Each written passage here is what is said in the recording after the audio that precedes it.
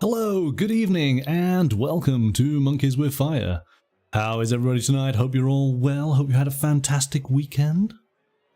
So tonight we are doing another exploration of a role-playing game system, but which are we taking a look at? We're going to explore the Hard City from Osprey Games. This is a noir role-playing game. Very much looking forward to sharing this with you. Trouble around every corner, a secret on every lip, a gun in every pocket. Danger is never far away in the Hard City. And this is, of course, a genre that we haven't actually touched upon as yet. We've done a lot of, I suppose, medieval fantasy based games, and some set in the 1980s and some in the far future. So we are going back to the early 20th century here for some classic noir role-playing. Joining me tonight will, of course, be Mystical to go on this exploration. Are you ready, Mystical?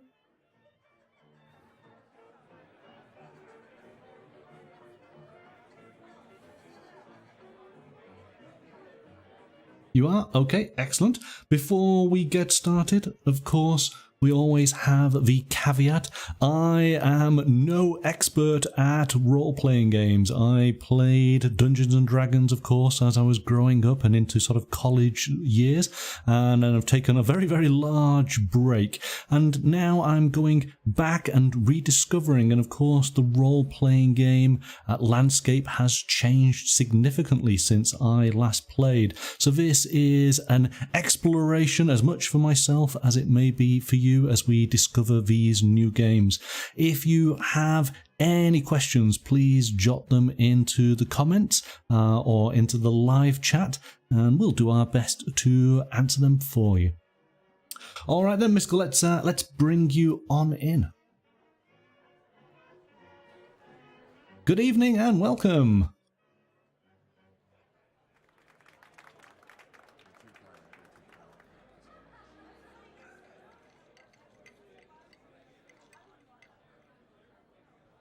Hello. You see, technical issues. I had everything ready bar one button. I was just like, he's not in here. I was doing so well. I really was. Oh goodness me, goodness me. How are you? I'm good. I don't want to talk about the time changes. But that's it for our viewers over in the US. I believe there was a time change, and that being the case, Mystical here was ready an hour in advance, and I was still having dinner. But that's all good. It's all good.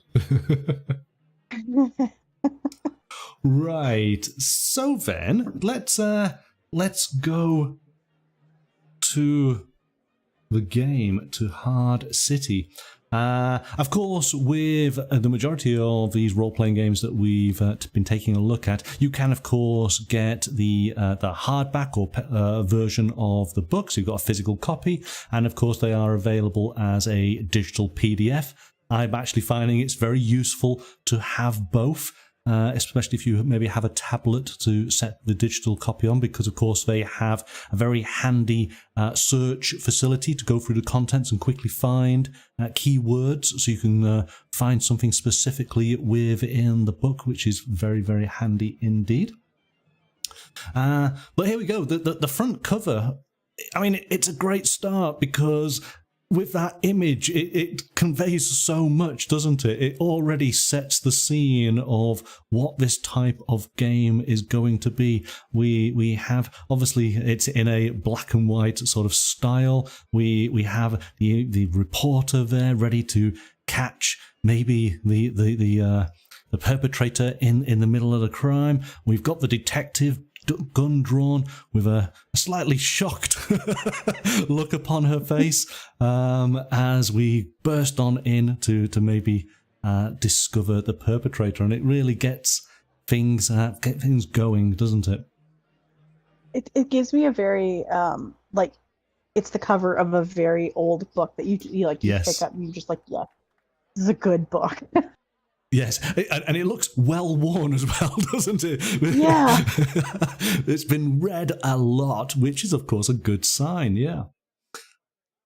I'll just quickly say hello into the chat there. Broken.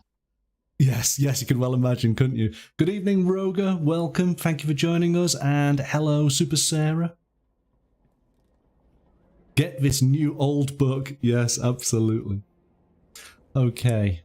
So we will get us started. The Hard City is from designer Nathan Russell. And as I say, it is published by Osprey Games. Of course, regulars to the channel will be familiar with Osprey.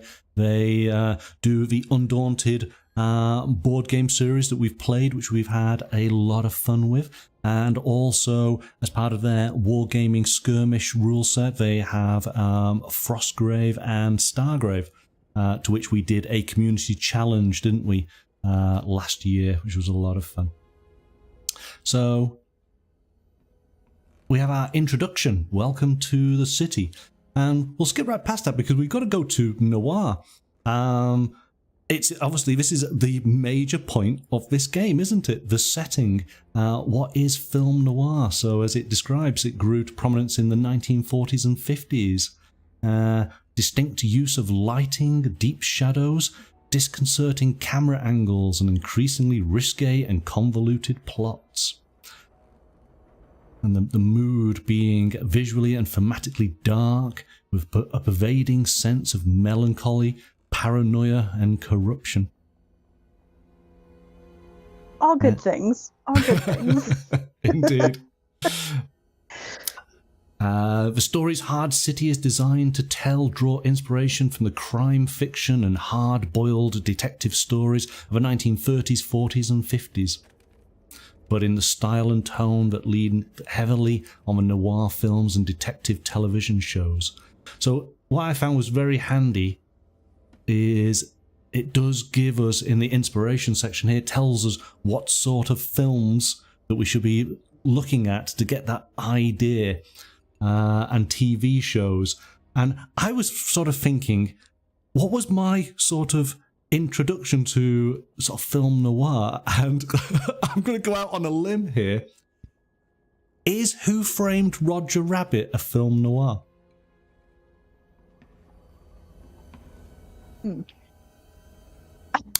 Is it a comedy based around of a film noir? Yeah.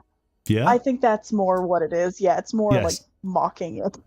but that's the thing, isn't it? It's done in that sort of that cartoon humorous way, but the actual core concept of what the film is and the story of the film is classic film noir.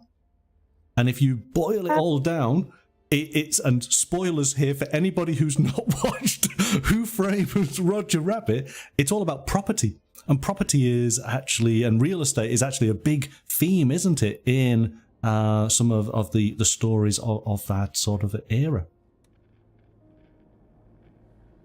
I'm right in thinking that. Am I?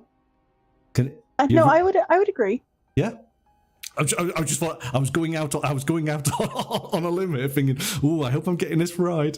But yeah, I think that if you've got, I've got to remember the actor's name now. Bob Hoskins, of course, the great Bob Hoskins. He is that, old private eye who's seen it all, done it all. He's cynical with life. He's a borderline sort of alcoholic, isn't he? He's had his brother was killed in a horrific accident, and now he's partnered up with somebody he really doesn't want to be with, but it's at the end of the day he's a PI and he's gonna do a job, and of course he's been hired by the most wonderful lady. If you've never seen Who Framed Roger Rabbit, it's definitely worth checking out. So I guess it hits upon in a comedic and a sort of doing a nod to all of these classic films, TV shows, and it does go on to the books as well. Which ones out of the sort of list there, which ones have you seen? For movie, I've seen more of the movies than I have the TV shows. Okay. Gangster Squad. I've seen Sin City, Black Dahlia. I'm pretty sure I've seen The Big Heat, or I've seen parts of it. Right. And Night in the City. And Chinatown. I didn't see that one. Yeah, I saw that. Yeah. I mean, of course, I'm very aware of the Maltese Falcon, yet I can't say I've actually seen it. I don't think I've seen it. I might have, but I don't think I have. My dad would watch a lot of these, so it's very possible that I walked in, sat down, and started watching something without knowing what it was. So I've definitely seen the Black Dahlia, as you say. I've definitely seen Sin City. Sin City, great film. LA Confidential, yep, that one. But that's where I'm aware of films. So, like The Postman Always Rings Twice, but I've never seen them. And I think that's where, maybe I should go back and actually watch some of these, because they are classics, aren't they? And then, of course, Peter Gunn. I am very familiar with that, but mainly because of the music. So I know the Peter Gunn theme, but never actually seen the show. Dragnet, of course, classic. But again, I've seen the what was the modern film with Dan Aykroyd, not the original TV series.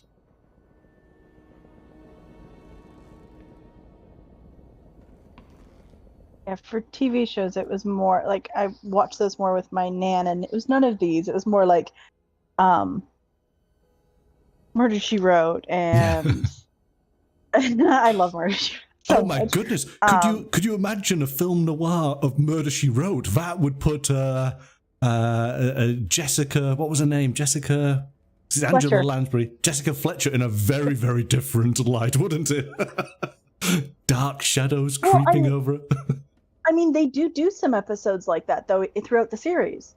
Right. Okay. Because there are some that where there's episodes where she's actually telling a story from either one of her books or something like that, or something else, and they very much take on that theme. Right. So there we go. It is a popular theme that it obviously is available in many different films, TV shows. I do say there is a selection of books, but as I think on the page there, it does sort of point out three sort of main elements. Is that typically as the hero, it's very difficult to sort of draw that line, a defining line between the good guys and the bad guys, because as it says, cynical heroes.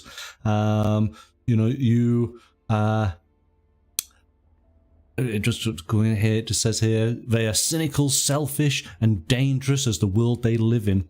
They often suffer from dark temptations or subconsciously believe that they don't deserve any kind of happiness. In noir, good men do bad things for love, money, revenge, or justice. And I think that's one of the tropes of the genre, isn't it? Is most of these detectives are borderline alcoholics, if not probably are alcoholics. There's always a bottle of whiskey, isn't there? Yeah. Yes, always. I think that's an opening scene. Like that's just how they all have to. I think it's like written there. You have to open with it's a shot of the desk. You're leaned back in the chair with your feet up, bottle of alcohol on the desk, and you're holding a glass. So it's got to open like that. And it's got to be a wooden chair that is creaking. Yes. Yeah. And there's always rain hammering against the window panes. Because the city is always raining. That's a given, yeah? Always. Yeah. Always. And then, of course, dangerous dames and devious dilettantes. So, we do have then, of course, the femme fatale. The most iconic archetype of film noir antagonists, a woman to die for who uses her charm and sex appeal to manipulate men and achieve her aims. And of course, I'm instantly thinking of Jessica Rabbit there.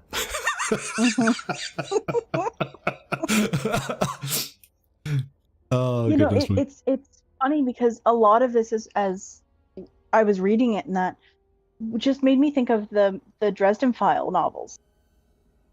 Okay. Because even though they're fantasy based, it's still the book opens.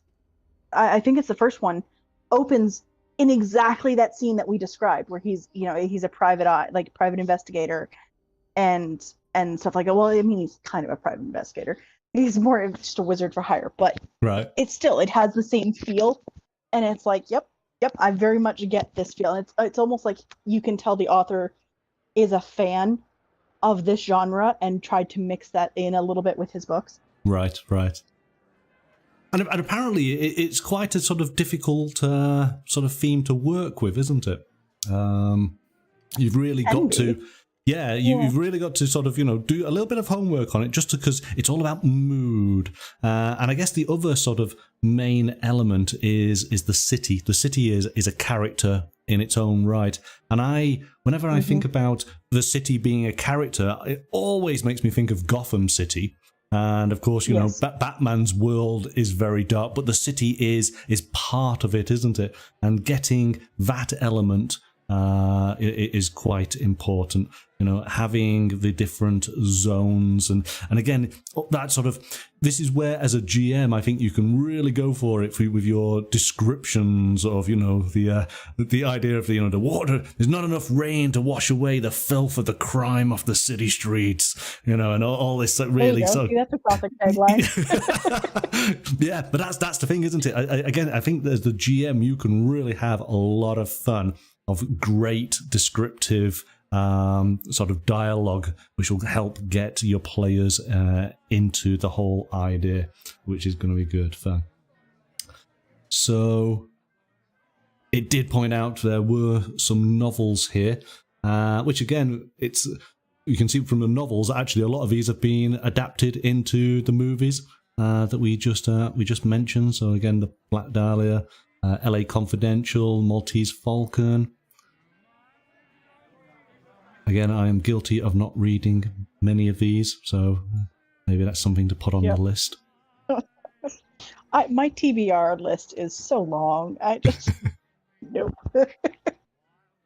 Sarah's pointing out great illustrations, and yes, the entire book is filled with these very, very evocative scenes, which sort of trigger your imagination. So here we go. We have our detective, but you can just tell by the look in his eyes that the city has beaten him down. Maybe when he started off as a fresh-faced police officer, he thought that he could stem the tide of corruption and crime in the city, and over the years, all the mileage that he has done, he's borderline maybe a gangster in his own right. He just has a badge and a gun, turns up to the precinct unshaven, smelling of last night's old whiskey.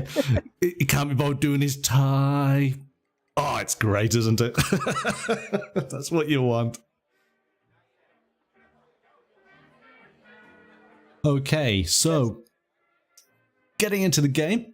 Basically, it's a D6 based game. So long as you've got a whole load of D6s, you're well away. And essentially, you'll just need the character sheets which you can either print out or take a copy of, or even just on a pad of paper, just draw it up yourself. Pencil and paper, it's essentially all you really need, and just a group of friends. Obviously, the main players will be various characters within the game, and one of you will be acting as the games master.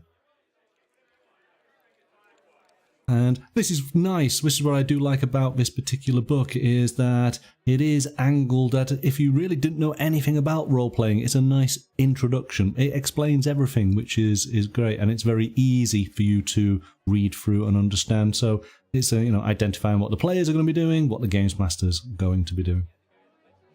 It's also really nice that it uses a D6 system, because those are so easy to come by. Whereas sometimes when you have like a D12 or D10 system, it's a little harder to be like, oh no, I'm not prepared for this. Yeah, no, having read through this, I felt that this was aimed, it actually would be potentially a good starting game, though you've got to probably be a fan of the noir sort of genre. So it's a it's great for starting. It's nice and easy. It's very, very cleanly laid out, so it's very easy to sort of understand. But it's then the actual setting. And if you're a fan of noir and understand how the noir works, then you'll be well away. And I think, actually, most people have a general idea. If you point them in the direction of a few sort of examples, because, you know, the noir theme is quite prevalent in gaming anyway. I mean, I think we played on the channel, we played a crime detective game, but its expansion was a noir expansion, and we instantly got into it. We understood exactly what it was trying to achieve. So I think this would be a good game for people to sort of start off with, if they want to be a sort of detective. But you'll understand as we go through here that it is all about more sort of playing the scenes and discovering the scenes together. So the game unfolds as a conversation when the GM frames scenes and the players respond with what their characters do. And then when a character attempts to do something risky, you make a check by rolling a pool of action and danger dice. Danger dice cancel out the matching action dice, and the highest remaining action dice is your result. So it's actually really, really easy to do dice roll checks. You just basically have to justify from your character's actions the number of dice that you use, and the games master effectively saying, well, there's a certain number of difficulties for what you're trying to achieve. All those dice get rolled up, and of course, as the higher the dice you have, closer to a 6 means you've been successful. Really easy. I love games that are theater of the mind, because there's just so much you can do with it. So yes. this game is perfect for that. And I think this game, it also acts as a good gateway into role playing, because of the fact that it is all theater of the mind. Yes. Yeah. That most definitely. I mean, we have sort of seen games of different, let's say, mechanic complexity. This one feels slightly more on the easier, more gateway sort of side. There's still a lot of depth, and of course that depth then is in the storytelling aspect of it, which I really like. There are then other games that can have lots and lots of mechanical intricacies, where it's all about roles and understanding the rules. And maybe that might be a little bit intimidating for new players to start off with. So it does seem to be ideal for newcomers. So let me just go over here. So here we go. Before we get on to some fantastic illustration there, but it talks about tags. So tags are words or short descriptive phrases that convey significant details about the characters and locations. So a character may be quick or covered in mud, or the floor safe is heavy. So these tags are what you use to basically describe the world and the inhabitants, but also help when it's actions to help. If it is, say, for example, you're in a combat situation, if you are using the tag of "I have my trusty 45," then obviously you are set up better for that combat, because, hey, well, you're brandishing a pistol, aren't you? Yeah. If it's saying here to enter the Maybury Club, you'll need an invitation. Okay, so that's the tag, so you know as a character you're going to have to go and get that invitation from wherever that may be, however means you need to achieve that. So I thought that was interesting. And again, so a little bit here, because of course we are playing at a time period where, of course, attitudes, as it says here, on race, gender and religion and sexuality were different from those we hold today. Thankfully, none of these beliefs or views are required to play or enjoy Hard City. So we can enjoy the game without necessarily having to follow everything that was of that time. Ultimately, we want to have good fun, don't we? So, again, depending on the story that the games master is wanting to tell with the players, it's probably beneficial to sort of point out maybe some elements just to make sure that everybody is comfortable. And of course, you would adapt your stories, wouldn't you, for the players that you're going to be playing your game with. the end of the day, we all want to have fun, don't we? And then, of course, we have this great image of a classic femme fatale. This book is just solidifying Who Framed Roger Rabbit in your mind. It is, isn't it? It is. It is. It really is. Yeah. You see, I'm trying to remember her name now. Oh no! I'm not going to help you with this one. I'm gonna let you figure it out. You're not. I will get it at the end. It was the actress, of course, who was in *Romancing the Stone* and *Jewel of the Nile*, and something Turner. Oh, it's gonna get me. It's the same name as my grandmother's name, so I'll never forget it.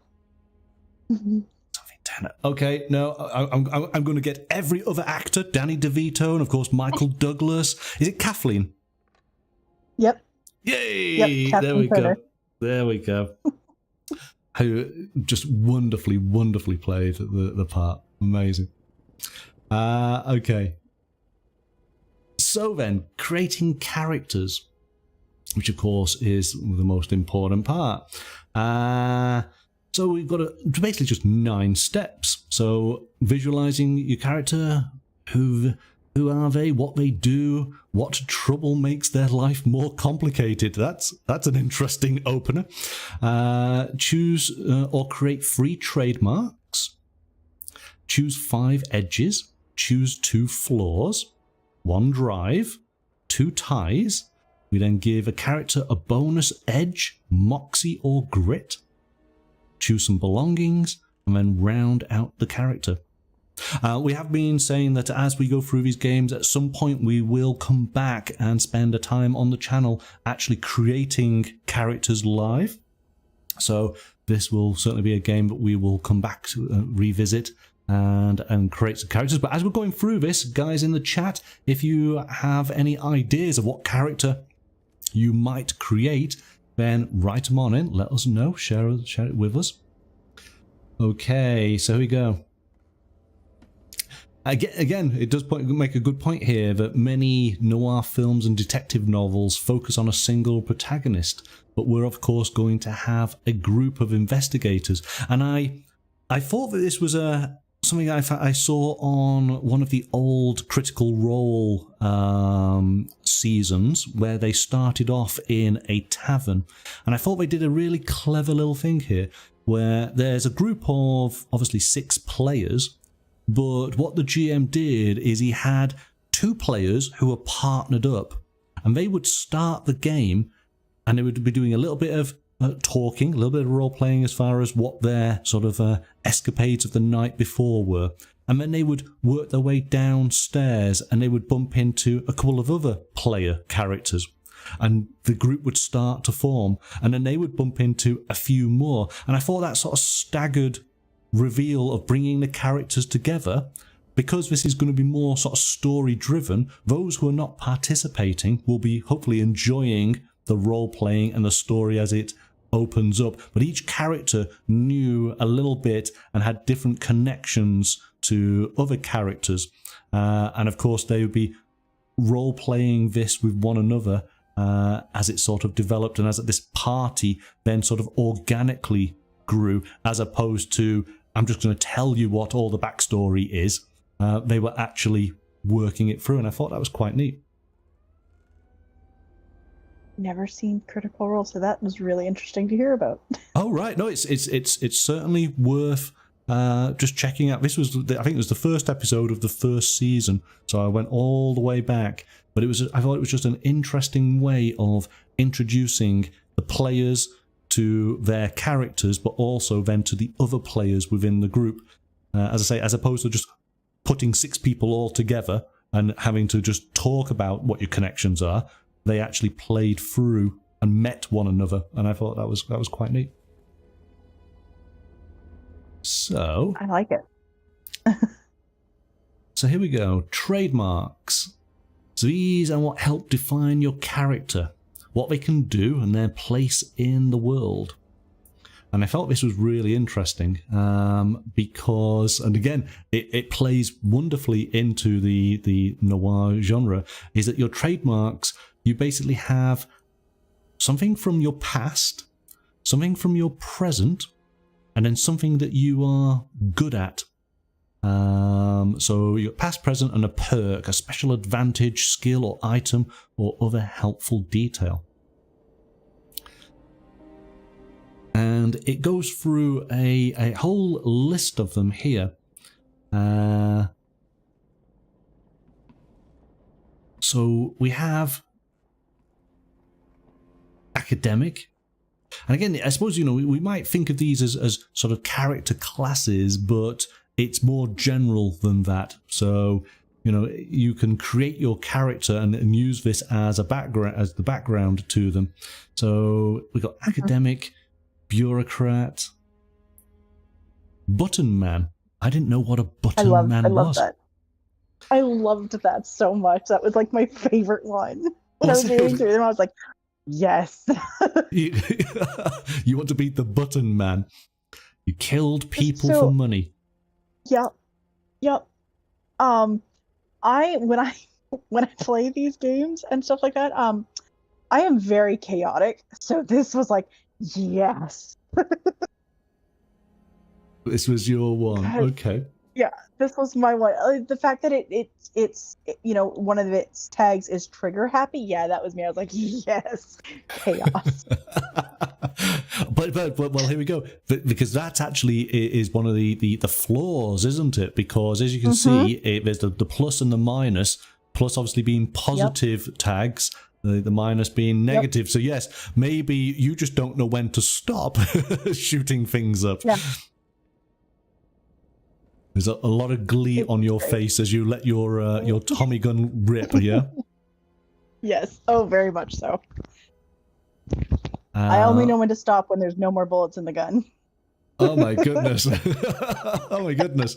I want to make sure I'm standing behind you when this is happening. I am chaos incarnate. Yep. So we got a member of the clergy, a criminal, which I felt is interesting, whether guilty or not, you've done time in the cooler. A domestic, so somebody who works for a large household or an establishment as a hotel. A drifter. This one just called me out. What, the domestic? Yeah, with its flaw being clumsy. Yep. Okay, that's interesting. It called me out. My husband likes to say that I can trip on flat ground in bare feet. Right. I wish he was kidding, but we were walking and I was in like booted heels, like it was a thick heel, and we were walking down a slope. I was perfectly fine. We hit that flat pavement at the bottom and I tripped immediately. So yeah, no, this one would just be playing too close to home. I think that would be an interesting character because given certain situations and circumstances, you'd be potentially practically invisible because you are the staff. Depending, if you were in a more high society environment, you probably have access to areas that other people wouldn't because nobody would actually be looking at you. I think that's. Or would they though, because of your flaw? Right. Well, that would then be the interesting role-playing element. Is that you should be absolutely amazing at negotiating this hotel, understanding the whole layout, nobody caring about you, but you're just so clumsy. you can't help but draw attention. Right. Like if I was a maid in a hotel or anything like that, I would absolutely be like, oh yeah, it's this way. And I'd walk down the corridors and be like, oh wait, no, maybe it's this way. Oh, is it up a floor? Maybe it's down. I don't know. Me. Just uh-oh. No, Worst maid ever. Yeah, but I think you could have so much fun with that character. So much fun. Oh yeah. But again, and you know, just reading some of these, I like all the little tags. So yes, and well, there you go. Yeah. It does actually point out, doesn't it? Stealth. In effect, you could be the thief of the party within certain environments where you're just not looked upon. Getaway driver. Well, you were a chauffeur or a cab driver. Maybe you were a race car driver, but now maybe you work as maybe some sort of love it. Yeah, I love it. If you worked as a like a chauffeur, you're doing that, or you're someone's, maybe you were a getaway driver at some point. So maybe you have you can combine, when you combine multiples of these flaws, and you have a criminal record, and you're reckless, and you used to be a getaway driver, now you're driving as a chauffeur. Oh, this is not going to end well for you. Oh, see, again, yeah, because of course, this is the whole point, isn't it? Is that you can have a checkered past, and you can have a lot of sort of personal sort of fun with it, but also on a serious note, if you are trying to be a chauffeur and your criminal record becomes an issue, maybe you've lost lots of jobs over it, maybe you are trying to do the right thing, and of course, the world is just beating you down. And I do believe it talks later on that this is where you gain your experience points, if you are able to role play your faults into the actual narrative that is being told. And overcoming those elements, then of course the games master rewards you, and you develop your character even further. Grifter. See, now I'm thinking of is it the Sting? It's the Sting, isn't it? Is it Paul Newman? Mm-hmm. Yeah. Mm-hmm. Yep. So a smooth talker with sleight of hand. But there you go. But with a smart mouth. So he's somebody who can smooth talk. He can do the job, but then he's just got to brag about it, and that's what gets him in trouble. Here's a different take on that. Your sleight of hand. You're reaching in somebody's pocket in a crowd to grab something, and you overhear their conversation, and you can't help yourself, and you make a smart ass remark, and you're like, "Ah, crap." Yes. Yeah. Yeah. Because you have just been caught because you can't hold your mouth shut.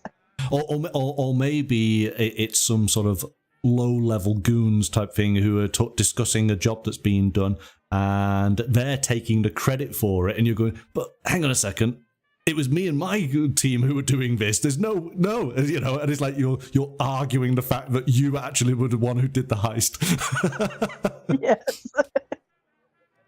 High society. So this could be quite interesting.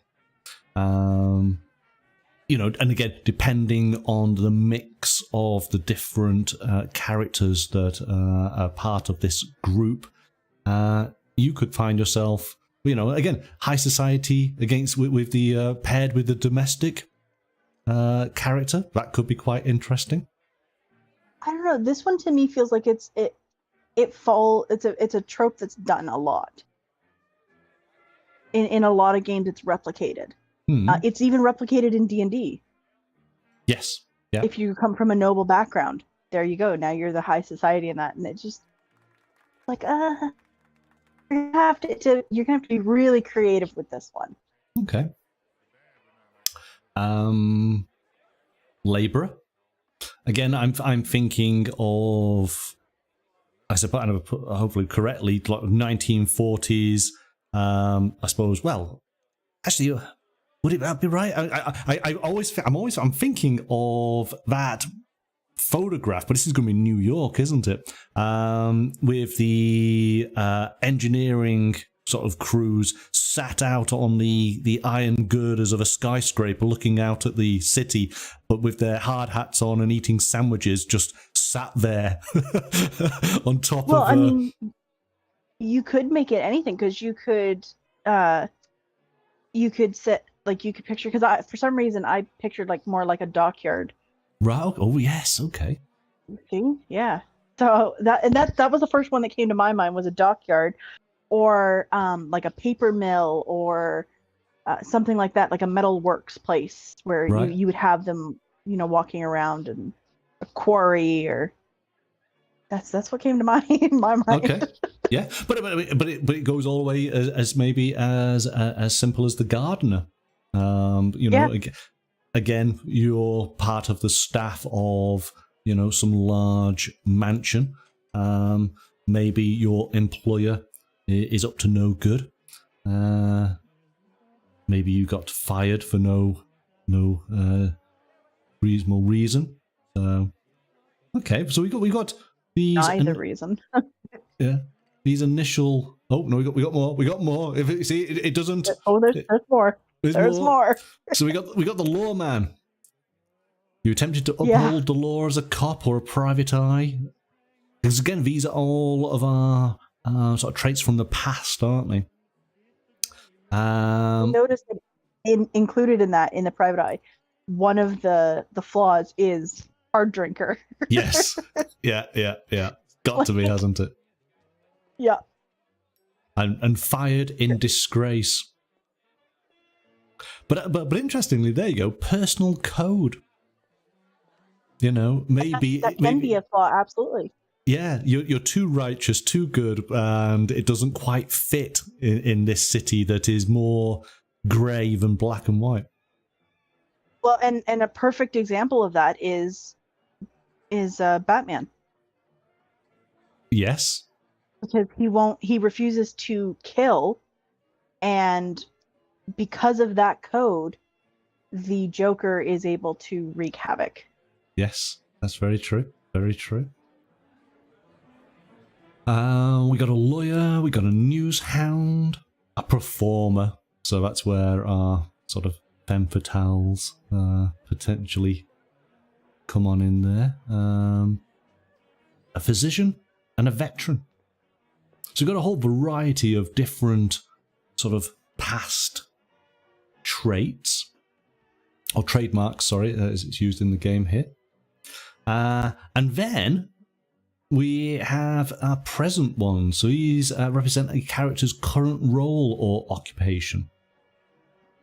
But as it says here, they are intentionally broad. So you can imagine them to be whatever fits best with your character concept in the game you're playing. So the Triss trademark will help define the sort of things a character does regularly during investigations. So we've got the Charmer.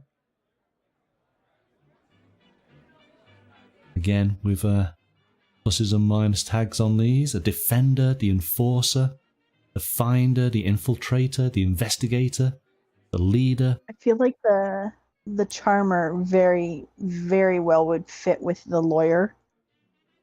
Oh, okay. Yes. Fast talker, and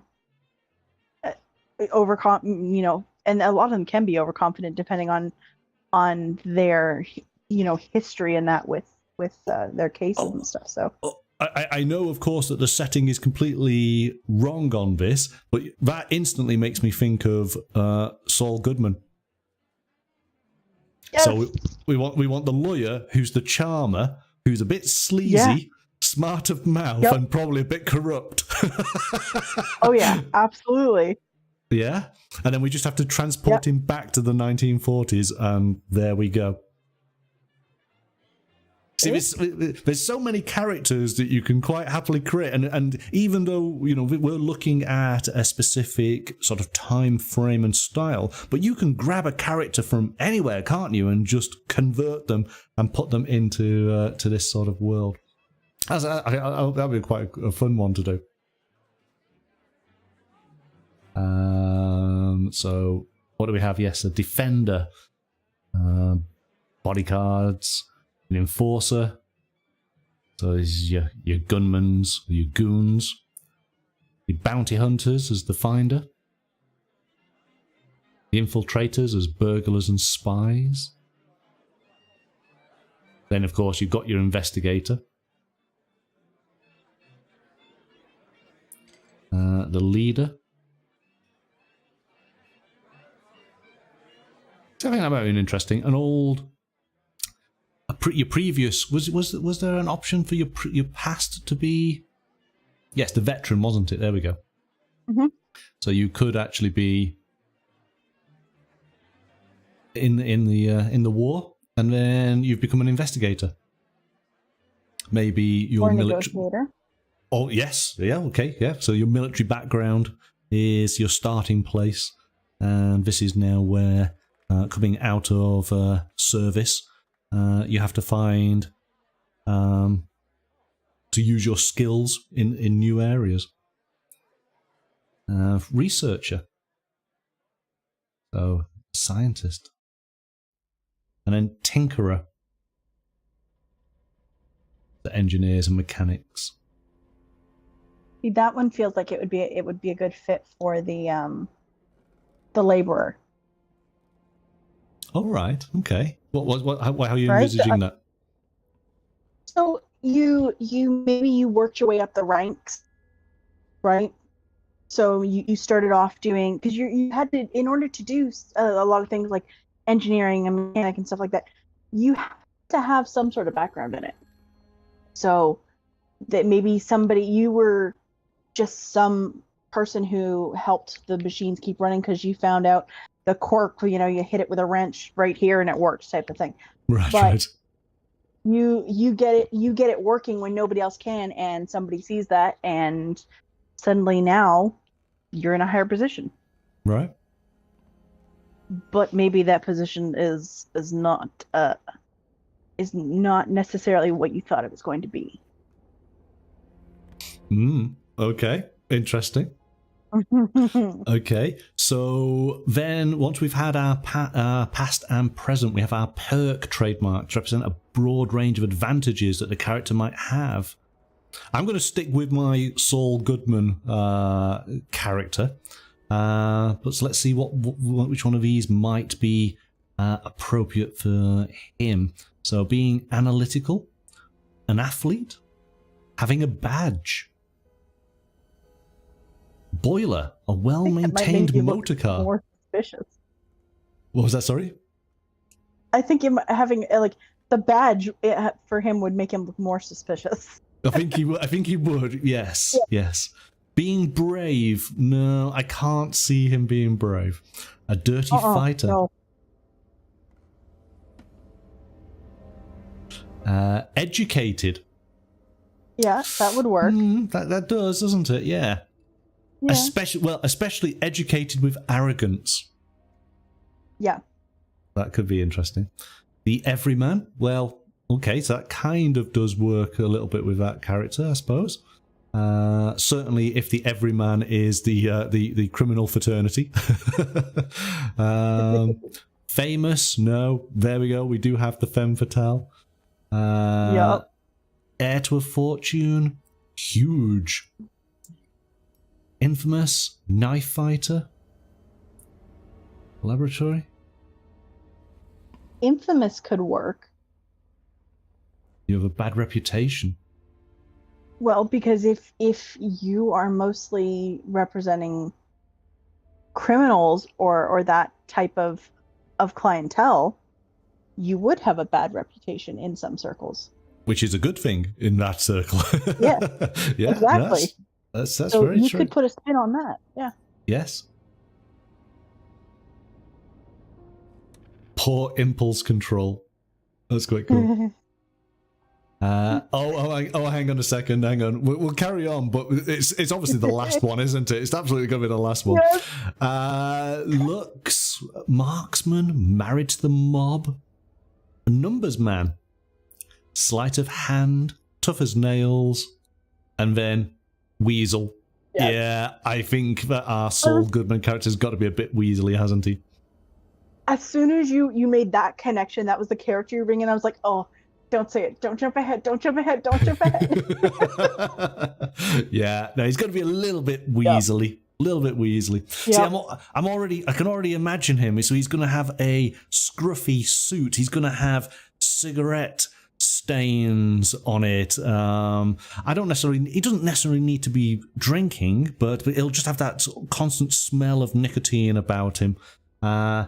he's going to be very slight of features and maybe a very thin little moustache, probably with his hair has receded quite considerably. He's quite thin, and he'll have a tatty brown leather sort of briefcase for his files, but of course they're all over the place in there. There's no real order. Yeah, that's how I'm sort of seeing him, with a little bit of a ratty sort of character. That's what I think. So yes, organized chaos. Yeah. I think it's organized chaos. Okay, so there we go. So that's, we started to form a bit of a character here. So then, and this is all about rounding out the character. We have edges. Edges are specific advantages, skills, or benefits associated with or derived from a trademark. And this was, if I'm right in thinking, this is all the pluses and minuses, isn't it? So your character begins with 5 edges. Each edge must be associated with a trademark under which you will write on your character sheet. So as we were looking through those, let's just go back to that weasel. We can have some of these here. So he's little, he's cunning, he can hide and run. He's a straight-faced liar. Yes, perfect. So we can choose from the various traits that we have gone to go and get these 5 edges, which of course can all help us when we are doing our skill checks, because if we're going to be using a particular trademark, we can then use these edges to boost up our dice. So let me just make sure I'm getting this right. So an edge is a tag that represents your character specializing in an aspect or a feature of a trademark. It indicates that the character has a distinct advantage or is very good at that thing. So here we go. Let's see if I can interpret this with our Weasley Saul Goodman. Because I am a lawyer, I am good at negotiating, but I am exceptionally skilled at barefaced lying. There we go. Done. Easy. Perfect. Which I thought is a nice little thing, because as we're playing the game, when a situation requires somebody, so maybe it is a case of, okay, I'm good at negotiating, and maybe because your character might still have that same trait, but because my character has the edge, I will get an additional dice in that regard, which of course is then more helpful in doing that check. So in game terms, when you do something related to a trademark, you add an action die to your check. If you have any useful or relevant edges listed under that trademark, you may get to add another action die. And of course, the more action dice we roll, 6s, any 6s that we get, these are going to give us successes against any of the sort of negative dice that are rolled at the same time. So, but of course, with any great noir character, there's got to be flaws, haven't there? Because they all experience those.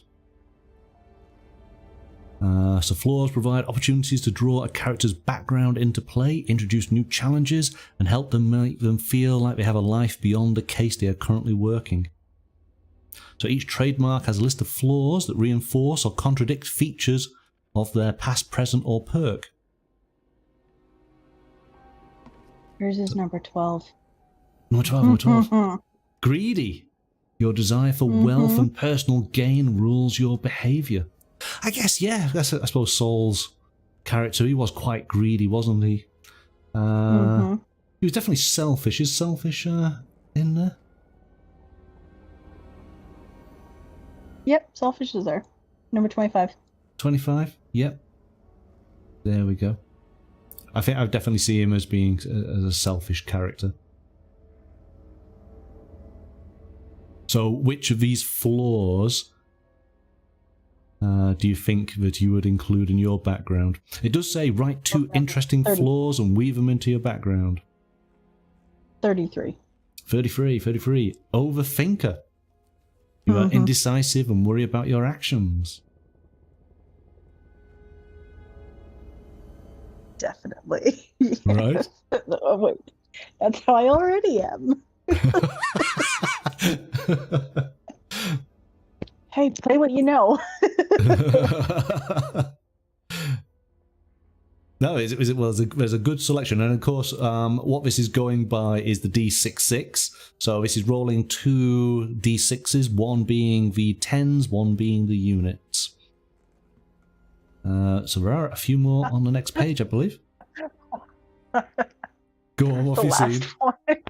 Bloodthirsty. Well, given that you were going for a button man who didn't know when to stop firing your gun, then yes, I think that possibly might be your flaw. What else do we have? Envious, a dope fiend, a pessimist. A sticky beak? You want to know everyone else's business. Also known as Nosy Nelly. Yeah. Oh, look, there we go. A classic bottle of of whiskey. It's bound to have found its way into the pages. Okay, so then we have our drive.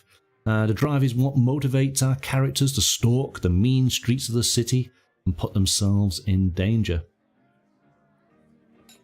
So, we have altruistic drives, debt-related drives, selfish drives. Well, I think Saul is going to... Is it going to make enough money to retire? And the good thing about the game, of course, is that these are just examples. If you can think of a better driving factor for your character, then include it. Did any of these jump out at you? No, just that would be mine. Just it would be that he wants to see the world burn. See the world burn. Yeah.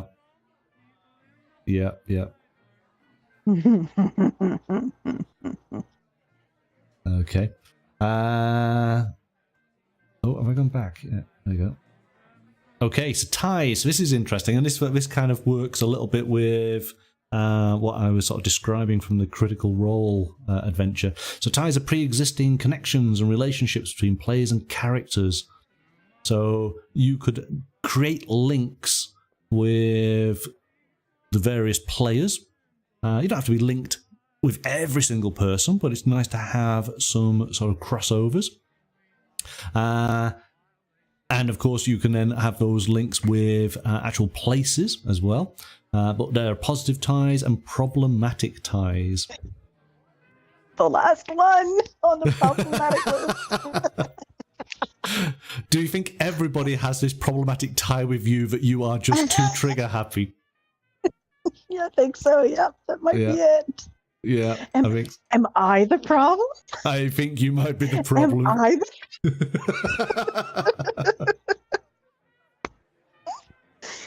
Oh no.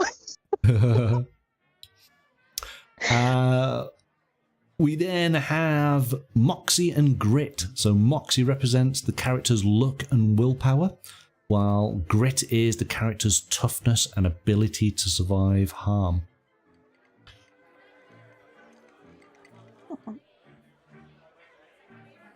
We then get some belongings.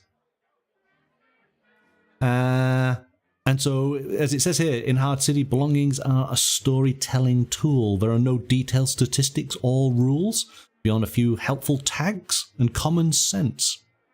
So you can pretty much give yourself whatever is reasonable for your character. So if I am going with my Saul Goodman, then, you know, maybe a trench coat, maybe, well, definitely a hat of some description, given the time period. The fedora. I need the fedora. You want the fedora, do you? Yes, I need the fedora, the pistol, the cigarette. Give it to me all. I mean, that is the look, isn't it? Right? This is it. There. Yeah, you're standing there, and you know what? Even a nice suit, because they're gangsters were always in the nice suit. You're speaking out of the side of your mouth because you're holding a cigarette in your teeth, and yeah, you got your fedora tipped forward a little bit. Yeah, oh yeah, I know what I look like. Okay, all right. Yeah, I mean, yeah, I definitely would have my suitcase. I would probably have some sort of court papers and maybe a pass, maybe a pass, official documents, which might help me get into certain areas. Because I think that's what I would have, wouldn't I? They even have a small handgun. Yeah, because it's a dangerous place, and given my clientele, I'd probably want to have something, but I'm probably not very good with it. I probably would fumble. Oh no, you definitely like shaky hands and way off to the side. You know, you shot to the left and everything, but you'd have it. Yes, most definitely. Maybe it's always empty. Maybe you don't carry any bullets. You just have the handgun. Yes, no, that would be so. That'd be so right, wouldn't it? Yeah, it's more a visual deterrent than actually putting it into to use. Which, of course, would be very interesting in our first confrontation. I bring out the gun, and of course, everyone's expecting me to do anything. It's like, well, it's just for show. I've never fired it, So that's when you look at it without saying anything. You just yell at the top of your lungs, raise it above your head, and use it as a club to smack somebody on the head. Yes. To run down the street. Yes. Yeah. No. Like it. So here we go. And so rounding out, characters almost complete. So we just need to give them an evocative description, a cool name. So, what name are we going to do? And again, this is some great choices. Of course, you can roll the die to get your name, but hey. Do any of these names jump out? I want to see. Do we have Saul? Is Saul there? I think James. James Block. That's very hard boiled, isn't it? Oh.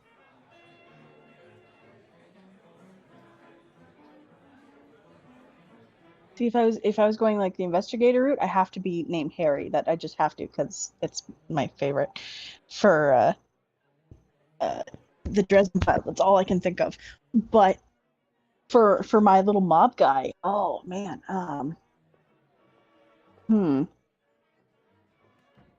Again, good selection. Yeah, selection. Vic's a gangster name. Yeah. Yep. Let's see. Let's see if we can pick a surname here. Ooh, maybe Stone. Vic Stone. Yes. Yeah. Or O'Sullivan. Okay. Yeah. Oh, Vic. Yeah, either Vic, is that Vic McMasters? Oh, that one could work too. Yep. Yeah.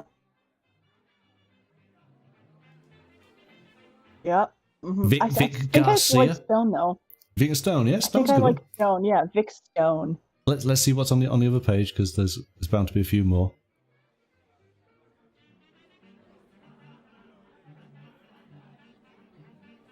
You see Oscar. Let's go Oscar. Oh, there's the last name Gunn. Yeah. Oscar Graham. So we got some good examples of names there, and then helpfully, it gives us a bit of text here going through the whole process of creating a character. This is the idea of a former torch singer turned tough private eye. Begins with choosing the performer past, imagining his character as a seductive singer who tried and failed to make it in the movies. And to represent the private eye role, it's taken the investigator present, and for the perk, opts for the versatile of athlete. And then picks various edges. So we got charm, make a scene, investigate, interrogate, and brawl. It does look very, very easy, doesn't it, to actually create a character. Doesn't take a huge amount, but it's not constrictive, in fact, of you. There's so many characters you could bring into this just using these word tags to form your character up. Yeah, no, it's. I also like the format of it too. It has like a really nice feel to it. Yeah. And so there you go. So it gives you an example of everything filled out onto the character sheet. So very easy to follow, isn't it, really? Mm-hmm. And that XP track, that's really handy too, the way they've done that. Yeah. Rather than having to like add numbers together, you just mark off boxes. Yeah. No, it's really, really More easy. games should do that. Really easy. Okay. So we then go into the rules more so, the checks. And we did kind of talk about this before. It is your action dice and your danger dice, which are all D6. So as it says here, tell everyone what your character is doing, describe their actions, create the dice pool, start with one action die, and add further action dice and danger dice based on the situation and the action. Then roll all the dice. Each danger die cancels out any matching action die, so you discard both. Find then your highest remaining action die. This is your result. And then describe the outcome of the check, using the result to guide the fiction and move the story along. So that is a really nice, easy way to have that sort of, skill and check element in the game, but not to overcomplicate it to the point of, I've got to remember all these rules and all these variables. I think that's really nice, and again, makes the game very accessible. Yeah. So checking the results here. So a 6 is a success. 4 and 5 are partial successes. A 3 or less is a failure. And then, of course, you've got a botch. And so you would then just interpret those results depending on whatever was being done. So if you were picking a lock, a 6 is to get through, no problem, straight in, piece of cake. A 4 or 5, maybe there was an element of, you got in, but you've marked the lock so somebody could be able to see that the lock has been picked, or maybe you made a noise, which means that the amount of time that you have in the office is limited. A 3 or less, of course, is a failure, meaning you don't necessarily get in. What would a botch be? Picking the lock and the door falls on you because somebody had removed the hinges and you never realised. It would be your lock picks break. That's it. Yes, all of them. Yes, yeah. You go through the whole lot. Well, because when you don't have a lot. Like you have it's usually a case, like kind of like a manicure kit. Yeah. And it usually only has 2 picks in it. One to push the tumblers, like to put into the spot where the tumblers would click into. Yeah. And then you have one that you're going to use to move the tumbler out of the way, and then you push the one forward until you go through. So a botch would be you break one of your tools and you can't do it now. That is true. That is true.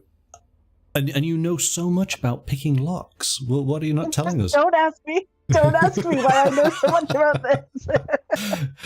I mean, my only understanding of picking locks is from Fallout with bobby pins, but other than that... I also know how to use a credit card to open doors. Oh, gosh, okay. I may have locked myself out of rooms in college. Okay, so we got some modifiers. So these following circumstances might add action or danger dice to a check. So again, this is really easy. So add an action dice if a trademark, a single relevant trademark, players may make an argument for why it is useful. So, for example, then, doing the lock picking, if we actually had lockpick as your trademark, well then there you go, that adds a dice. If your belongings, you actually had a set of lockpick tools, that adds another dice. So it's really easy to just add bonuses, isn't it? But of course, then for the danger dice, maybe conditions. So maybe there's a time element, which means you need to do it quickly, so we need to add an extra dice to the danger because you're being hurried. So you just work it out as to what your pool is, and roll them all out. Weather. If it's an exterior lock, it could be weather as a danger dice. Yeah, absolutely. Yeah. Mm-hmm. That's fun to think about. Yeah, but the good thing about it is it's an easy system, isn't it? You know, it's from that one table there, from the games master's point of view and from the player's point of view. This is pretty easy. You just work it through in discussion as to, okay, what advantages have you got to do this? Check. What negatives are in play? There's our pool of dice. Roll, and away we go. So I really like that. The downside is that it's dice, and well, we know your luck with dice. So. Okay. Maybe to be fair, maybe somebody else. I must have channeled you when I was rolling up my D&D character, because I don't think I rolled above like a 3 when I was rolling the dice. Right. Oh goodness. So here we go. Consequences. Characters do cool stuff, suffer setbacks, or overcome an obstacle. They are now in a better, worse, or simply different situation. Change the scene in some interesting way and use the check results. Use the check result, the fiction, and your good judgment to guide the description of consequences. Consequences often fall into one of the following types. There's a cost. The action costs something. A complication. Tags add or remove a tag from a character. Threats add a new threat to the scene. Or harm. Someone suffers a condition or injury. Ooh. So again, you know, depending how things worked out with our lock picking. I was going to say, could we combine them? Because I know it says often fall into one of them, but with the lock picking, you absolutely could combine multiple of them as your consequence. Yeah, why not? Yeah. Because like you could absolutely harm yourself while you're doing it. The metal snaps and cuts your finger, and now you've left a bit of blood behind. You've wasted time, definitely. And the threats could be that maybe there's a patrol coming closer, or... Well, here we go. As it now starts to explain, there's soft and hard consequences. So a partial success often results in a soft consequence. The danger is imminent, but the really bad stuff hasn't happened yet. So maybe because we want the story to move forward, we are getting a bit of an obstacle, but we want to obviously up the tension a little bit. So maybe some small things are happening, and maybe it's multiple things, but we've not, as you say, not got to the bad stuff yet, because you've got to keep going. We've got to get through that door. So maybe we have to do another test, but things are getting progressively worse, and as I say, time is running out. Yes, a soft consequence is often followed by the question, what do you do? That is a terrifying question for a GM to ask you. What do you do now? I don't know. I don't know. I sit in a corner and cry. But of course, we have the opposite. Then we have boons, don't we? So when you roll multiple sixes, things have gone particularly well. So you can have extra successes. You can add tags to the scene or threat. That's pretty good. You can set up an ally. Okay. And then, of course, yeah, if we're going to have boons, we've got to have botches, don't we? Oh, yeah. So when things go bad. And then conditions, and we've sort of touched upon these with other games, haven't we? That these are elements that are added to your character, that you're not dead, but you're going to get, negatives applied to your character. So these are temporary physical, emotional, or social consequences that are applied when dramatically appropriate as a consequence of a check or as the result of an action by a character or enemy. So you become angry, or you're dazed, or tired, you're shaken, you're drunk, or disheveled. Now, I would put a twist on angry. Okay. And make it like a for lack of a better word, until I can think of what it's called, like a blood rage. Yes, So like I'm yeah. maniacally like just consumed with, yeah, I must do this. Like it just takes over. Just maniacally like laughing because that's my go-to thing because it's Yeah. creepy and terrifying. So yeah, that would be what fits mine. But interesting, you remove this condition when you have time to calm down and think things through rationally. So it depends when that happens with your particular character, doesn't it? Because we may be in a circumstances where it takes a while to get you to a point where we can calm you down. Yeah, just nobody refill the gun. Just go put her in the car. It's fine. You could be a bit of a nightmare for a while. Yeah. Okay. And she stops giggling, it's safe. And then we get injuries, which are obviously physical harm. And we got the various sort of severity of these injuries. Can be light, moderate, or serious. I can definitely see a lot of, winded and, yes, bruised ribs, and then broken ribs, yeah. A lot of punch-ups happen in these. But then the big sleep, yeah. A character can only take so much harm before they succumb to their wounds. So if a character cannot record harm because they already have their maximum number of injuries, they begin dying. Nasty. Dying character can do nothing beyond moan or crawl a few feet and will die in D3 plus 3 turns if they do not receive aid. And mine would just, instead of it to replace the moan, it would just be giggling, still giggling while you're sitting there. But like a garbled giggling was like blood. Coughing up blood. Yeah, nice. Yeah. Nice. Yes. And so we talked a little bit about recovery and healing, because of course that's important. And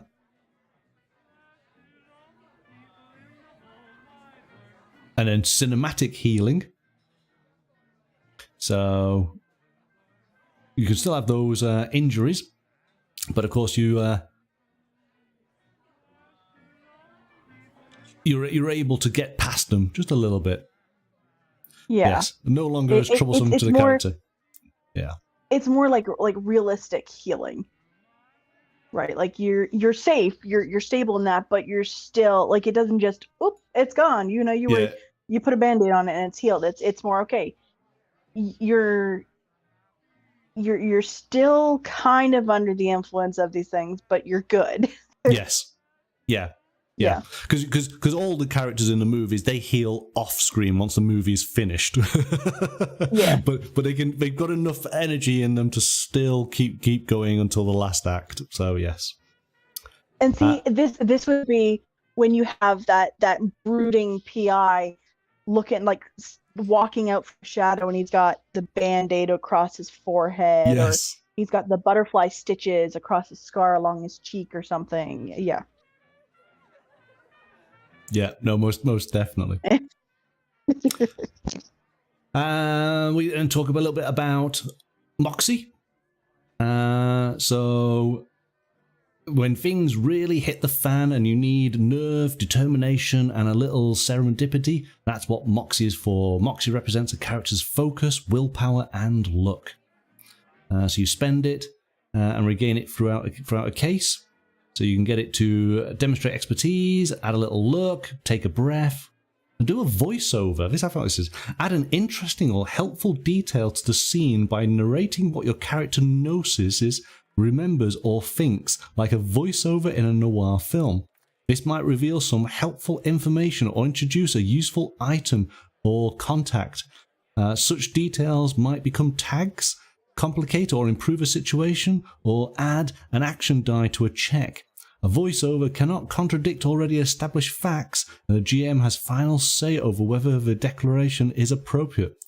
I love this idea. I think that's really great. I do too.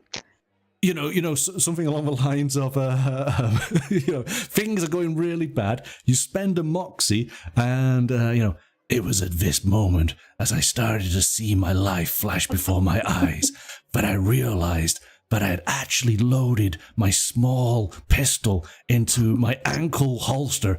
I'd forgotten all about it, but in this last moment, I leant down, drew my weapon, and fired. That's what I want a voiceover for. See, and mine would be so stupid because mine would be completely like just like, I'm hungry. Maybe I should get like it would start going and then just squirrel off. That is exactly how I would do it. Fantastic. Well, I think that's a really, really cool little element to the game, and I would actually have a lot of fun with that as a player character. Obviously, I feel like that's like you've got to have that in a film noir type base game. You have to. Yeah. It'd be criminal not to have it. That's good. But what happens if I spend a moxie and you spend a moxie and my voiceover talks to your voiceover? Hey, I'm sure we're not supposed to be talking like this. as our characters stand there in silence with our internal dialogues going off.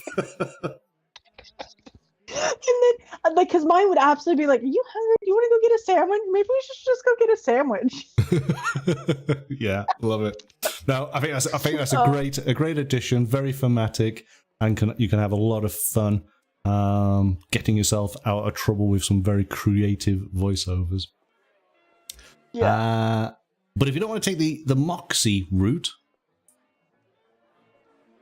I thought it was going to do the grit. Okay. No, I thought grit might be done later on. Then. Well, grit is your health points, right? Oh, that's it. Yes, that's it. Yeah, this is just your luck, isn't it? More than anything else. Yeah. Yeah. Yeah. Okay. And yeah, so you found Moxie you were mistaken. So, characters' moxie is refreshed when one of their flaws causes significant difficulties for them or an ally. This might result in one or more danger dice being added to a check, suffering a condition, or simply incurring a story repercussions. After ramifications of flaw are resolved, refresh all used moxie paths. So, there you go. So, sometimes you have to include your flaw to be able to refresh your moxies. So, that's quite cool. Essentially, you as the player are having to purposely add some difficulty because of the flaws of your character for you to be able to then to refresh the bonuses, so you can't obviously use your bonuses all over and over and over all the time. I thought that was quite cool. And it makes choosing your flaw actually mean something, because like in some games, people will, oh, you know what? Yeah, this was my flaw, but it kind of goes by the wayside because it doesn't have to be front and center. But in this game, it's like, no, this is part of you. Very much so. You have to bring it forward. Yeah. Yeah. Yeah. Which, of course, again, is perfect for the genre setting, isn't it? Yeah. No, most definitely. Okay. So it goes into more detail now on cases and scenes. So characters will take on cases, either for clients or in pursuit of their own goals. A case is a self-contained story or episode of your characters' lives. And then cases are divided into scenes, each which have a distinct purpose. And then going into the sort of turns, which, actions in a turn are resolved in the following order. And I thought this was interesting. Talking is the very first thing you do before anything else happens. And of course, again, that is very important in your film noir, isn't it? It's a lot of talking, which then escalates. Talking to then moving to then shooting to then fighting. But it's all about the talking first. And I thought that was great. Well, and you kind of have to, as you look through like what is in your turn order, you have to decide what you're going to do, because it's, you notice moving is anyone not talking and not attacking acts next. So if you're talking, you're not moving. Yeah. So that's fun. Yeah. That would be like the leader starts talking and makes all the threats, and then your goonies are kind of moving forward, fists against palms type of thing, right? Like trying to look intimidating. Yeah. And then it all just erupts, doesn't it? Yeah. Okay. So yeah, we got a few more sort of details on how the action plays out. Going into distance and movement. And then into the investigations, because most of these stories are going to be some sort of investigation, aren't they? And we got chasing, so we've got to have car chases. It's always got to be a car chase, or foot chase. Oh yes, through dark alleyways. Yep, absolutely. Interrogating.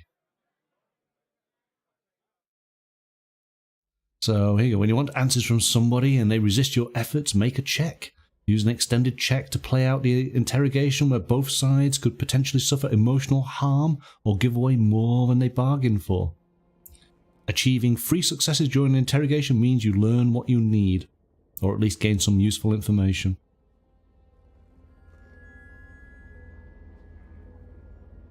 Right, so again, interesting. See, and I'm also for chasing.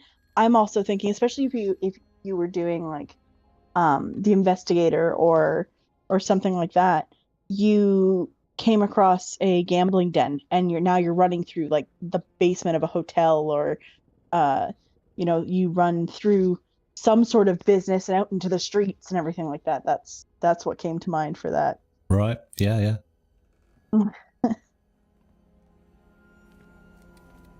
So again, achieving 3 successes in an extended chase means you've caught up with the target, while suffering 3 strikes indicates they've gotten away. So it's again simple, isn't it? It's more about the actual narrative storytelling, and we've just got a few dice rolls to sort of work out which way the flow of the action. Maybe you achieve 1 success, then you do a failure, then you do another success. And maybe then it allows you to do another roll, so it keeps, ebbs and flows of this sequence. And it's for you and the games master then to sort of narrate it out in a dramatic way. Chaos. Shooting. So again, lots of shooting, which is bound to happen. Fighting, takedowns, avoiding injury. And then we have sort of the downtime. So when a case is over, characters get to rest and recuperate. So this is where you can refresh your moxie, clear any conditions, heal any injuries, and then growing from your experience. As characters overcome obstacles, they come to better understand themselves and their capabilities. This is reflected through the accumulation of experience points. Experiences can be positive or negative, but ultimately provide opportunities for the character to grow. Just as a point on the design of this book, I love the coffee stains in the corner of papers. It's good, isn't it? Yeah. Yeah, it's real good.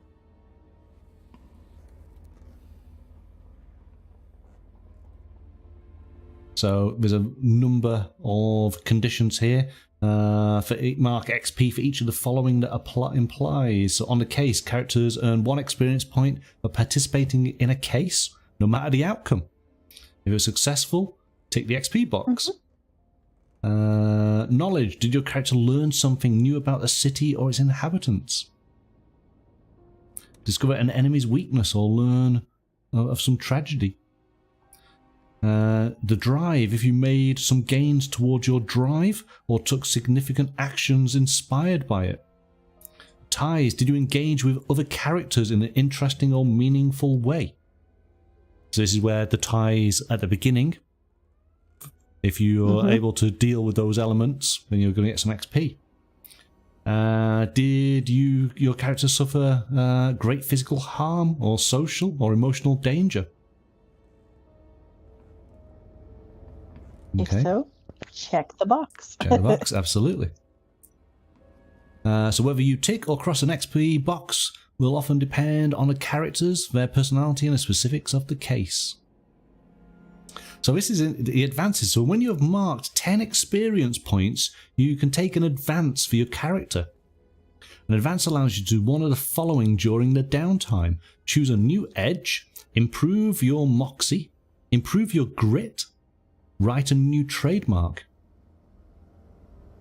But I thought this was interesting. When you take an advance, put a line through 10 XP boxes and note how many boxes were ticked and how many were crossed. 6 or more ticks, you've had some wins and are currently feeling pretty good about life. No further effect. 5 ticks and 5 crosses, you've had your ups and downs that have left you feeling drained. You begin the next case with 1 less moxie than usual. But that can be refreshed as normal. And then 6 or more crosses, life has been tough and you've learned some lessons the hard way. You've had sleepless nights, hit the bottle hard, or indulged in a vice. You begin the next case with a condition such as angry, drunk, tired, or disheveled. I think that's great. That is so much fun. Yeah, yes, exactly. Yeah. So much fun. Because there's so much RP that can come from that. Yeah. Like, I would not want to have it where I had 6 or more, where there's nothing else. I want to have more crosses in there that's going to give me something that I can build on for RP as well. Like that, it's such a great system. Yeah, yeah. It's fun where you can, there's negatives, perceived negatives, but actually they are real positives, aren't they? As far as enjoying the game for what it is. I would love to then, go into the next game just being really angry with the world. So when the case is presented to me, argh. But of course my willingness to want to do the right thing will win over. But woe betide anybody who stands in my way. Or maybe it's not your want to do the right thing. Maybe it's just the pretty face that wins you over. This is true. This is true. See? So you can do some changes during your downtime. And then retirement. You can decide it's time to retire your character. So you do actually can sort of finish up your character, make a go out in a blaze of glory. So I think that's interesting. That you can run an entire story with them, and then of course new investigators. Maybe when you're working as like a PI or that, you've had too many days where you've woken up and you've just come back, you're just drunk, and your retirement's forced on you. That could be a fun one too. Yeah. Like, nah, you're done. You're done. Oh, too much. Okay, so that's pretty much everything to do with the character, and we've gone through essentially a lot of the sort of rules as far as doing checks and tests. And then the book goes into the actual city, which we did mention right at the beginning is one of the main characters of the entire game.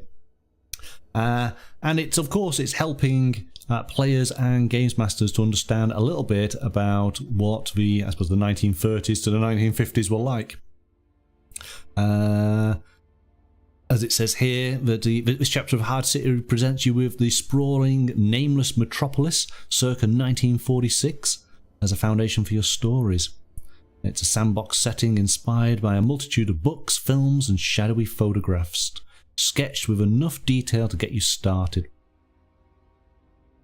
So you can draw. What was that? Sorry. Corner of Bayview and Hunt, 9 p.m. No cops. Yeah. What's going down there?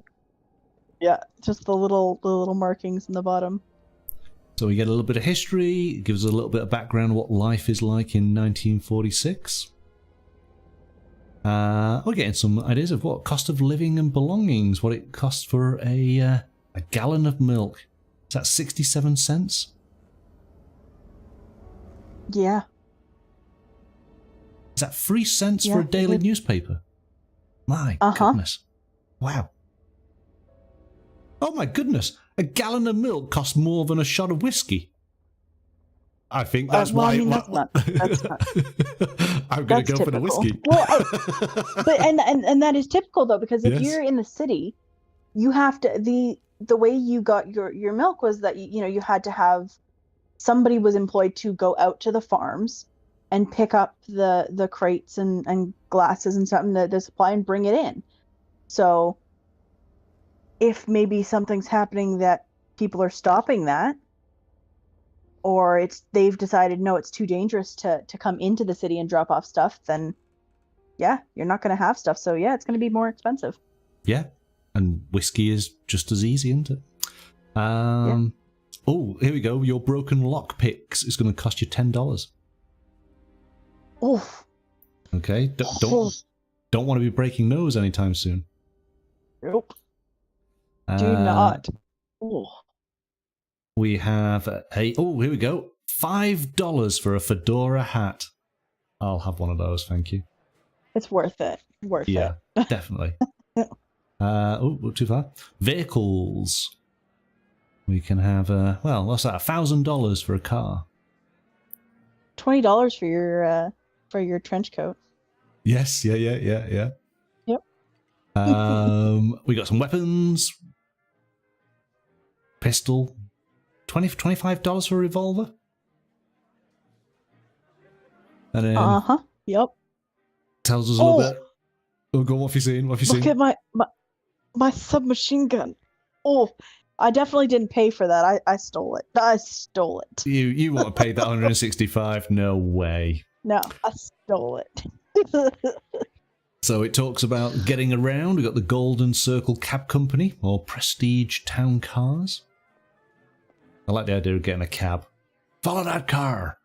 We got the Law and Order, and Crime and Criminals. So again, this is all just giving us background and setting. We've got the Syndicate and Organised Crime. And then we have some of the personalities within the city.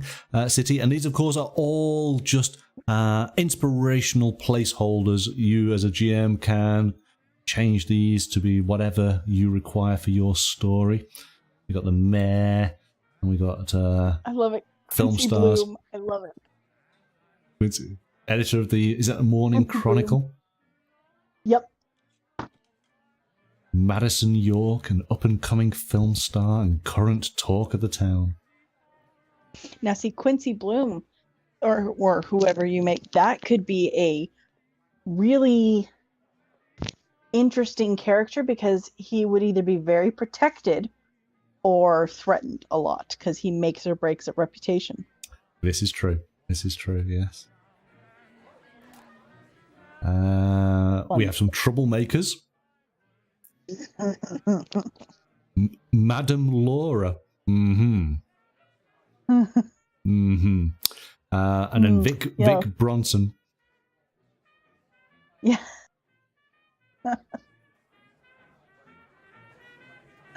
Okay. Oh, I feel like my name has to be on here somewhere. Just definitely a troublemaker. Yeah, definitely. Sprawling city, so we get an idea of what the city's like. We've got downtown, Bridgetown. And again, just taking a look at all the different examples in, online, through movies, video games, you can get a good idea of all these different areas, can't you? This is just to give you a little bit of an idea to get things going. The bay and the waterfront. Rutledge Park. And then beyond the city limits. I really liked Anvil City. That's where you'd have your industrial stuff and that, and you can have some lot of stuff go there, because you'd have people like your gangsters, and that would definitely have a high presence there, because since it is so much work constantly going on, it's easy to get rid of a body. Indeed. Again, this makes me think of it's actually Batman the animated series, where they really made Gotham the character, and you did have all the different districts, and you had the gangsters. Even though the movie was out in the early 90s, but the setting was a noir setting, wasn't it, for that particular cartoon series? So that is a good source of inspiration for different districts Just watch and what's going on. watch some of like the cartoons and stuff from the 80s, and that's perfect. Yeah, yeah. Because they took on this trope a lot. Yes. So beyond city limits. And then it goes into telling us about how to set up a case.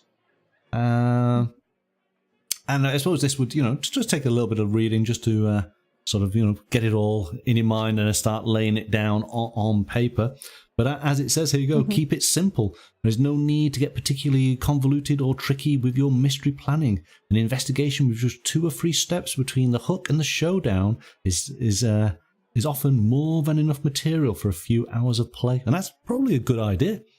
Just go with the most basic of cases to solve, just to get your team sort of going a little bit. Get to feel of the system, and then of course start adding more layers. Be a little bit like an onion. Yeah. Well, and you may have it as it's simple, but your players are going to make it so much more complex, because if you pick the right wording, you will terrify them. Yes, yeah. So here we go. Planning the perfect crime. What crime was committed? Who committed the crime and why? What exactly are the investigators looking for? And how will all this end in a dramatic climax? So it doesn't take that much to put it together. Maybe what we'll have to do then is we'll create our characters, and then maybe we'll have to create a crime. That could be quite fun. Yes. Okay. And so it's very handy here. It goes through. I mean, actually, there we go. We have a good example here of... so... interrogate the antiques dealer. Fixer knows where and when the hitman will be. This is the hitman's goon, so then we fight the hitman. So these are the sort of 2 elements that brings us to the showdown, but we have an additional element coming on in as the hitman's goon to deal with. So it's great that it gives you examples here. The one on the right page then is considerably more complex. But it's a good method of being able to sort of visualize all of the elements within the case and how they all link to one another. And we've seen this in some of the other games that we've looked at, haven't we? So this is a good tool. It also doing it that way, the way they're showing you, it also puts you in that feel, that mindset as you're planning it, because what screams more than film noir than a sheet like that? Yeah. Because you would definitely have like a picture pinned here with string and that, like, that's, yeah. Yeah, absolutely. That's the thing, isn't it? So as the GM, you're creating that board before the players actually create the board. So yes, they should line up somewhat, shouldn't they, I guess? If you were a creative person and you wanted to make this like a huge, like an event for people to like really get them into this, because you could easily turn this into a like one of those like murder mystery type things, like the dinners, because you have everybody come over and you dress up, and then you could have a corkboard and have your plan, and they have to connect strings and that to different things to solve the case. And have little envelopes and stuff that open close. See, now I'm thinking of things of how I want to do this. This is not good for me. Well, so we've just had a quick scan here of investigations, but in fact, actually, the game basically has 2 types. So cases fall into one of 2 types: investigations or capers. So investigations is the full sort of working through a crime, finding different clues to then come to a sort of showdown. But then the other one is a caper. The caper sees characters either trying to perpetrate a scheme or stop it from happening. It is different from an investigation because the focus is not on the discovery and interpretation of the clues, but instead throws the characters into the planning and execution of some intrigue. As hard-boiled heroes, this is likely going to involve rescuing someone or something, delivering or recovering an important object, or stopping some criminal enterprise before it can occur.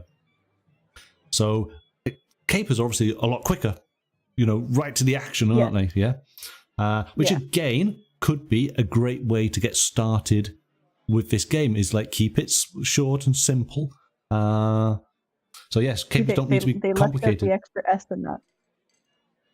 in that when they used it, I thought that when I was reading it, I was waiting for the word stupid afterwards for the for kiss. Simple stupid, So as it says, capers don't need to be complicated affairs with twists and turns and convoluted subplots.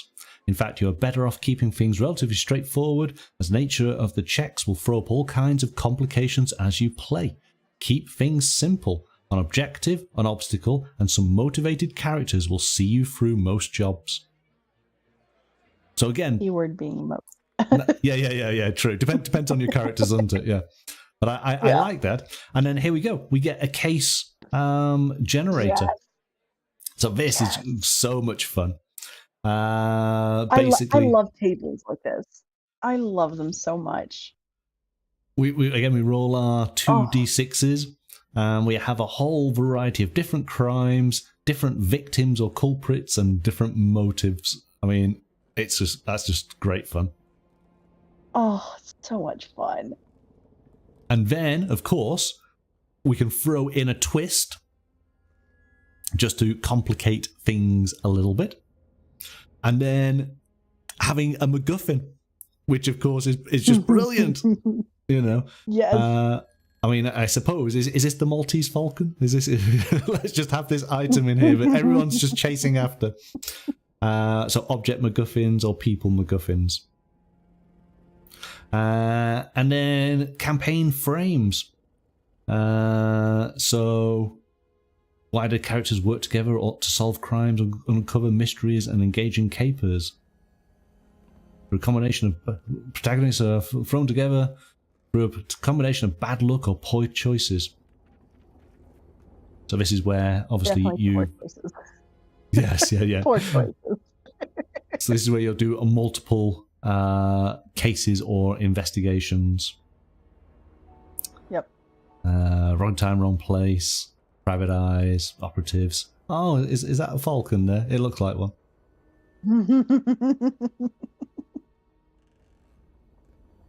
Okay.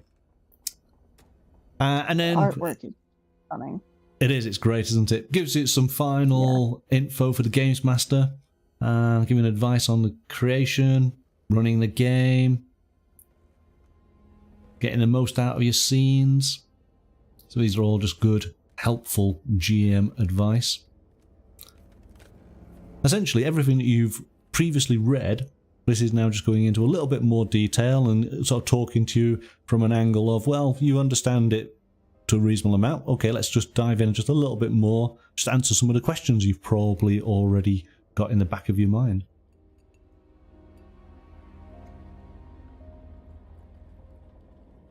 And then looking at threats. So these are the different people that we potentially will meet. Actors and bartenders, beat cops, clerks and guard dogs and goons. And someone's carrying a stake with them to throw at that guard dog. Yes, have a stake, yes. Yeah. Mob bosses and reporters. And then different environments.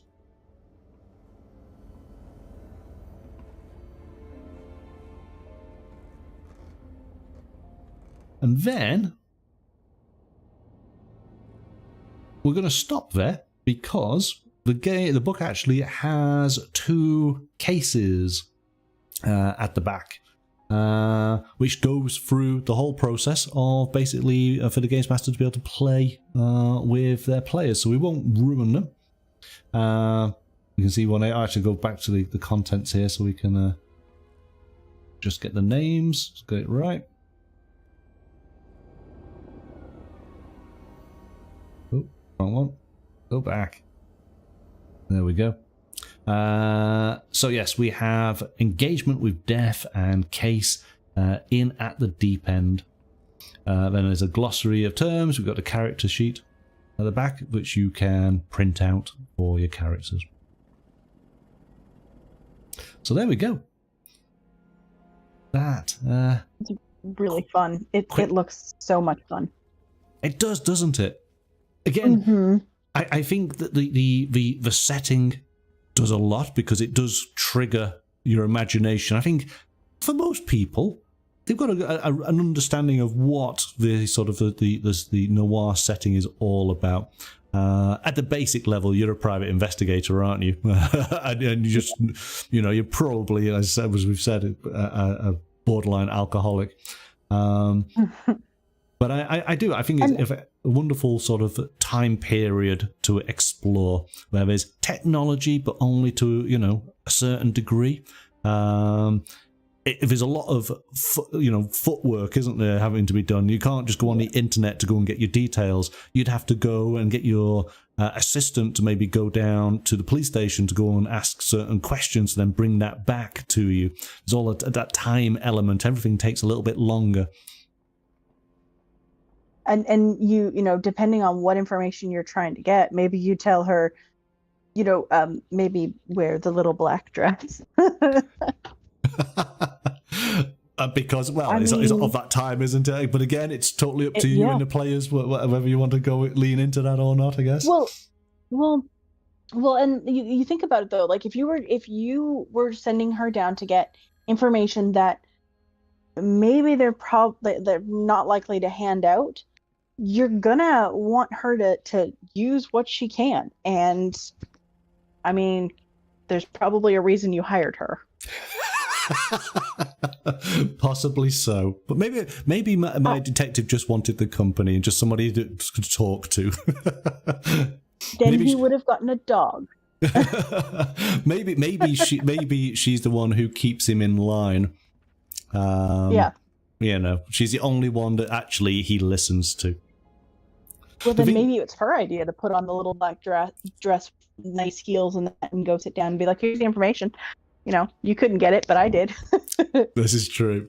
I keep on thinking, because of course, my film noir movie listings is, at the moment it's Roger Rabbit, but I am thinking of that other one, the Jim Henson Muppet oh no. movie. No. which was hilariously funny and really. So there you go. I can't think of what it's called, but if you haven't seen it, go and check that one out, because again, it's got all the tropes, but just in a very, very comedy way of portraying it all. Oh, I know which one you're talking about, dude. I'm not. No, I don't like it. Yeah. Oh. I can't think of what it's called now, which is so annoying. So put that in the chat if you can remember which one it is. But I like the genre. I think we'll have a lot of fun coming back to this to create our characters. I think we already started upon them, but I think with a little bit more detail, I think we could have a lot of fun with it. So there we go. Absolutely. That is Hard City from Osprey Games, Noir Roleplaying. A lot of fun. Like it a lot. Thank you so much, Mystical, then, for joining me tonight to take a look at Hard City. You're going to join me again on Thursday for our board game session, where we'll be playing a game that is a prototype. It has been on Kickstarter, and I think that it might be opening up their pledge manager, so your people will be able to pledge or to pre-order copies. But very much looking forward to playing our game on Thursday. We're going back to slightly familiar territory, but maybe a few hundred years prior to our last game. Yeah, so looking forward to that. Should be a lot of fun. Yes, very much. Thank you for having me. You're very welcome. Thank you for joining in as always. Bye-bye. Okay, bye for now then.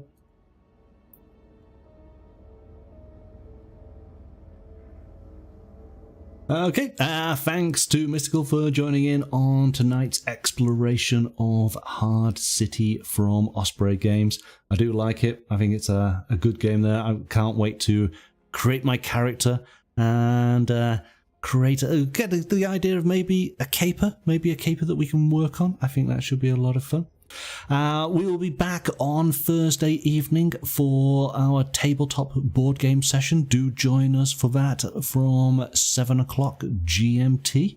But until then, have a great rest of your evening or your day, and we'll see you then. Bye for now.